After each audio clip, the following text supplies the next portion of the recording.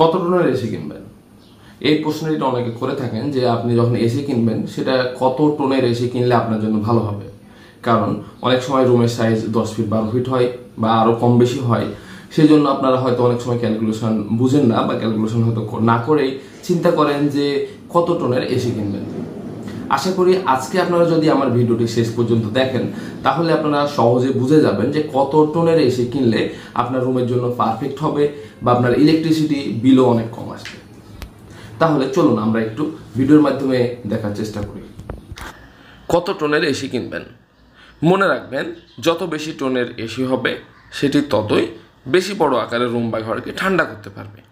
মানে আপনার AC tone capacity বা বিটিইউ যত বেশি হবে, সেটি 1800, 1200, 2400 যত বেশি হবে আপনার সেটির ক্যাপাসিটি, মানে রুমকে ঠান্ডা করার ক্যাপাসিটি, তত বড় রুমকে ঠান্ডা করার ক্যাপাসিটি তার থাকবে।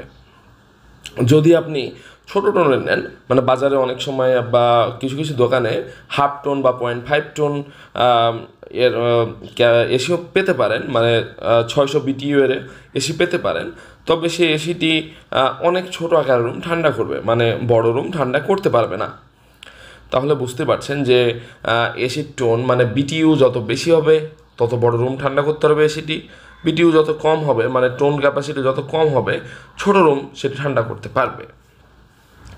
আবার একটি জিনিস হিসাব করেন যে যদি একটি রুমের সাইজ 10 ফুট বা 12 ফুট হয়, তাহলে এই রুমটি ঠান্ডা করার জন্য আপনার 1 টনের এসি কিনতে হবে। এভাবেই ছোট রুম বা ঘরের জন্য কম টনের এসি এবং অধিক বড় আকারের রুমের জন্য অধিক টন এসি থাকা জরুরি। আপনারা রুমের যে স্কোয়ার ফিট সেটি কিভাবে ক্যালকুলেশন করবেন আমি এখানে একটি ছবির মাধ্যমে দেখাচ্ছি। যে হাইট আছে, হাইটটি মাপবেন। হাইটটি মাপার পরে যে পাশে যে চওড়াটি আছে সেটি মাপবেন, দিয়ে গুণ করলে আপনি রুমের স্কোয়ার ফিট পেয়ে যাবেন। এবার আমরা দেখব রুম এবং এসির ক্যালকুলেশন, যে কত সাইজের বা কত স্কোয়ার ফিট রুমের জন্য কত টনের এসি কিনবেন, যেটি আপনারা আশা করি ক্লিয়ার হয়ে যাবেন যে আপনাদের রুমে কত সাইজের এসি কিনতে হবে বা কত সাইজের এসি কিনবেন।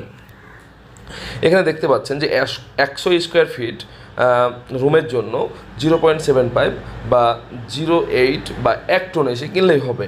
মানে 100 স্কোয়ার ফিট যেটি, সেটির জন্য 1 টন এসি কিনলেই হবে। 0.75 বা 0.8 এসিগুলো অ্যাভেলেবল পাওয়া যায় না, তাই 1 টন কিনলেই আপনার জন্য যথেষ্ট। 100 থেকে 200 স্কোয়ার ফিট যে রুমগুলো, সেগুলোর জন্য 1 টনের এসি কিনলেই চলবে, আর চেয়ে বেশি বড় বা বেশি ক্যাপাসিটির কেনার প্রয়োজন নাই। তবে রুমটি যদি 201 থেকে 300 স্কোয়ার ফিটের ভিতরে হয়, তাহলে 1.25 বা 1.5 টন এসি লাগাতে হবে। তাহলে বুঝতে পারছেন যে 201 থেকে 300-র জন্য 1.25 বা 1.5 টন এসি লাগাতে হবে। আর রুমটি যদি 301 থেকে 500 স্কোয়ার ফিটের ভিতরে হয়, তাহলে 1.5 বা 2 টনের এসি লাগাতে হবে। তাহলে বুঝতে পারছেন যে 301 থেকে 500-র ক্ষেত্রে 1.5 টন হলে বেটার, 2 টনও দেওয়া যায়।